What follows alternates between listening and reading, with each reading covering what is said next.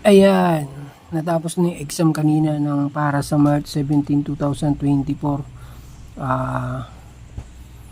Kino-congrats ko na kayo kasi lahat halos nang nabigyan ko ng reviewer, maraming lumabas dun sa binigay kong reviewer sa kanila.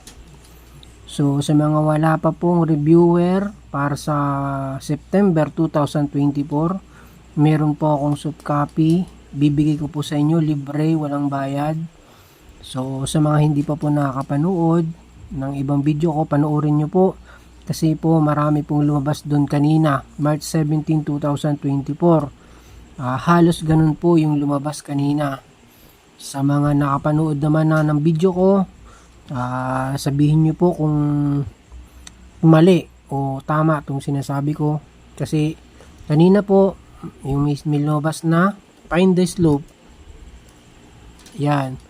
Di yan palagi kong sinasabi sa inyo, find the slope. Kanina lumabas din yan. 3 beses daw lumabas yan, find the slope.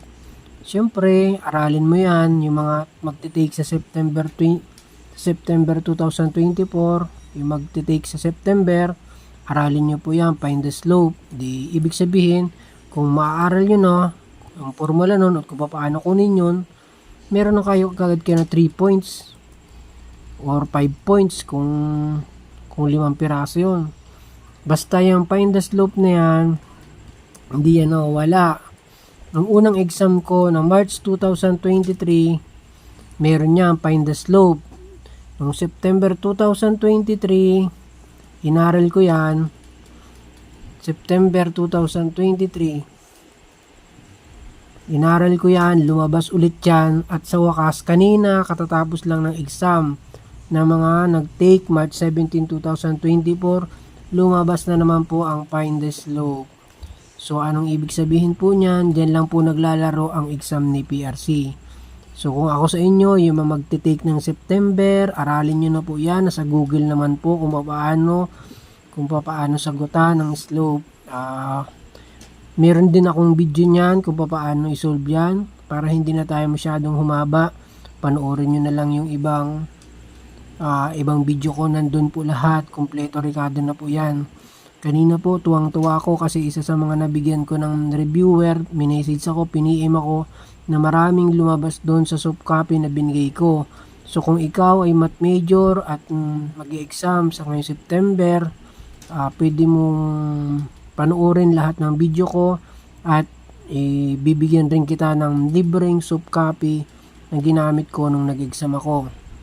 So, pangalawang lumabas, yung mga mathematician. Diba, sinabi ko sa inyo sa mga nakaraang video ko na maraming mathematician na lumabas. Ngayon po, marami din pong mga mathematician. Kanina, nakausap ko yung isa sa mga valedictorian ng school namin na pure na math major siya. Marami daw lumabas na mathematician. So, meron po akong reviewer ng mathematician, kasama na rin po yun na ibibigay ko sa inyo. Kaya, pwede nyo po akong i-message dun sa email ko, libre po. Ang email ko po nandun sa isang video ko po. Nakasulat po dun. Dun nyo po ako i-message para ma-replyan ko po kayo. Kanina po, syempre, i-breakdown ko lang yung mga lumabas na Gen Ed ha. Gen Ed muna tayo. Sa Gen Ed, March 2023, lumabas po yung blood compact. Yan. March 2023 po yan. Sumunod September 2023, lumabas po ulit yung blood compact. Ano ba ang tanong niya? Basta blood compact, parang ano yan, yung ano na, yung parang ano ba yun, yung parang ginilitan yung kanilang mga kamay, parang gano'n yan. Basta blood compact yan. Tapos kanina sa mga nakapag-exam, kung nabasa nyo yan, lumabas po yan. So ibig sabihin, inuulit-ulit lang ni PRC ang mga tanong, nirarambul-rambul yan. Sumunod, March 2023, lumabas po yung si Aristotle. Ganun din po sa September 2023, lumabas din po si Aristotle. Kanina po, lumabas din po yan. Ngayon kanina pong March 2024 na po. Ibig sabihin, paulit-ulit lang po yung nalabas kay PRC. Binabali-baligtad niya lang. Sumunod, kabisera. Lagi yan, yung kabisera na yan. Yan. Nung March 2023, lumabas po yan. September 2023, nung nakapasa ako nung September 2023, lumabas din po yan. At ngayong March 2024, lumabas din po yan, kabisera. Yan. Bali, 2 beses po ako nag-exam, March 2023 at September 2023. Nakapasa pa ako September 2023, 77,777 po kami nakapasa. Lucky 7 po yan. Pinaka-special sa buong exam. Kakaiba kami dahil yan ang mga nakapasa, puro 7. September 24 yan, exam namin. Tapos lumabas ang exam, lumabas ang result ng exam December 7, 2023. So ano pa yung mga lumabas March 2023, nung unang exam ko, lumabas yung rice terraces. Hindi ko alam yung spelling nun Basta rice terraces. Yun nga, spelling nun. Yan, March 2023 lumabas po yan. September 2023 lumabas po yan. At kanina po, sa mga nakapag-exam kanina, lumabas po ulit yan. Huwag po kayong manawa. Sumunod, March 2023, lumabas rin po itong ganito. Rain. Yan. Parang ang tanong dyan ay horse. Basta tungkol sa horse. Yan. At ang sagot dyan ay itong rain. Yan. Ito yata ang sagot dyan. Yan. Basta basahin nyo lang. Sentence yun tungkol sa horse. March 2023, lumabas yan. September 2023, lumabas yan. At kanina po lumabas yan. Sa mga nakapag-exam po kanina, sabihan nyo po ako kung hindi lumabas yan. Lumabas po yan. Sumunod, ano pa bang mga natatandaan ko? Ibong Adarna, lagi yan. Balagtas, Francisco Balagtas. Ibong Adarna. Unang exam ko po, ng March 2023. Lumabas po yan. September 2023, lumabas po yan. At ngayon po, kanina po, lumabas din po yan. Sabihin nyo po sa akin kung hindi lumabas yan. Nako. Pagkatapos ay ang buhay ni Rizal. Lagi po yan, buhay ni Rizal. March 2023, lumabas yan. September 2023, lumabas po yan. At kanina po, ang daming buhay ni Rizal. Hindi nyo lang napapansin. Ay yung Mi Primera Inspirasyon, El Filibusterismo. Yan ang mga ano ni Rizal. Ano pa?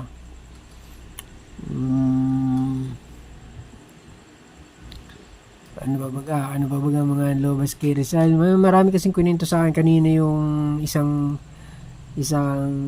teacher din na sure ako nang papasa yun kasi napakagaling. Ano pa ang buhay ni Rizal? May tanong doon na saan yung Touch Me Not kay Jose Rizal din yun. No Limit ang Here kay Jose Rizal din yun. Tapos may tanong kanina na paano namatay si Rizal? Firing Squad yun. Firing Squad, lagi yan, Firing Squad. Lumabas yan March 2023. Tapos ngayon lumabas ulit March 2024 ngayon, lumabas din kanina. Andres Bonifacio, lumabas din yan. Yung sa kamay yata yan, yung basta may tanong na kamay, Andres Bonifacio. Tapos yung sinasabi ko sa inyo kanina na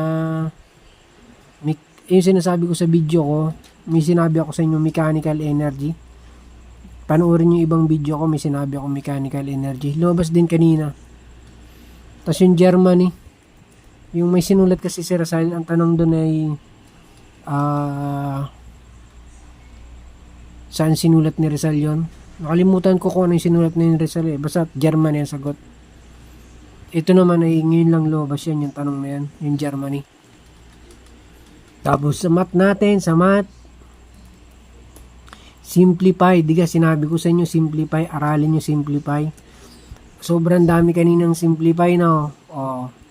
Diga, kung inaral nyo simplify, hindi na kayo mangangamba. Kasi sobrang daming simplify. Tapos yung mathematician. O diga, ilang beses kung pinaulit-ulit sa inyo yung mathematician. Ang daming lumabas kanina. Tapos yung cosine, sine, tsaka tangent. Yan. Aralin nyo yan kung paano kunin yung mga ganyan yan. Ang daming lumabas nyan. Pagkatapos simple interest. Diga, sinabi ko sa inyo. Alam nyo naman siguro ang formula ng simple interest.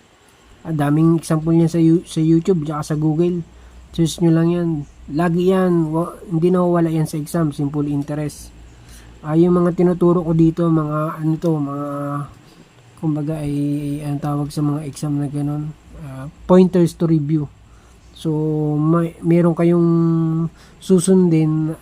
Meron kayong masusundan kung ano yung re-reviewin nyo.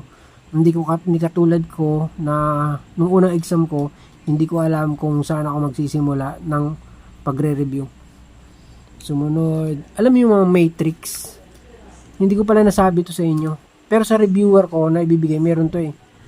Hindi ko lang nasabi to sa mga video ko. Yung mga matrix, yung mga parang number baga na. Alam ko madali lang to eh. Kasi ako talaga hindi ko masyadong naaral to.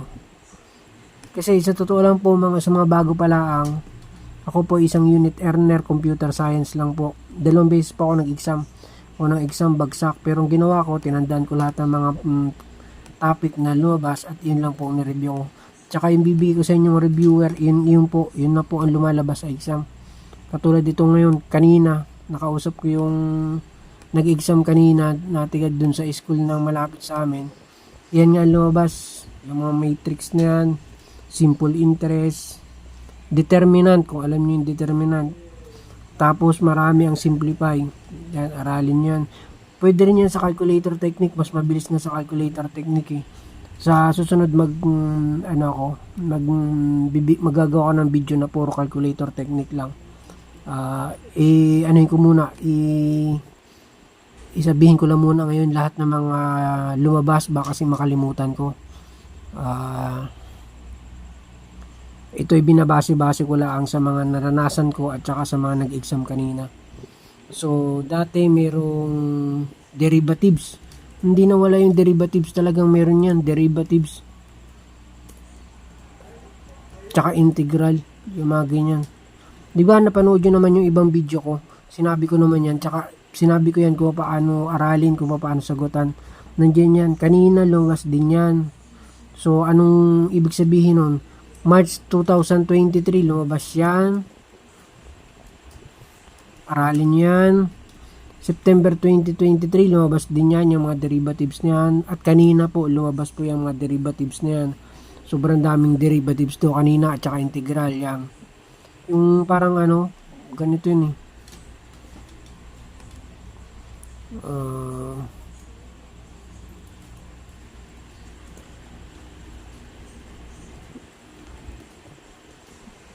Yun o. Meron ako sample niyan. Meron din ako sample niyan sa video ko. Yung ganyan derivatives.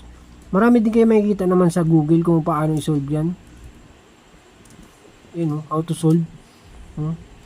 Find X. Madali lang sa inyo yan kung paano. Marami yan kanina. Maraming kaninang lumabas yan. Diba sinabi ko naman sa inyo doon sa nakarang YouTube ko. Yung mga in-upload kong YouTube. Yung mga in-upload kong video. Nandun yan, panoorin nyo lang kung paano i-solve. Tsaka yung integral.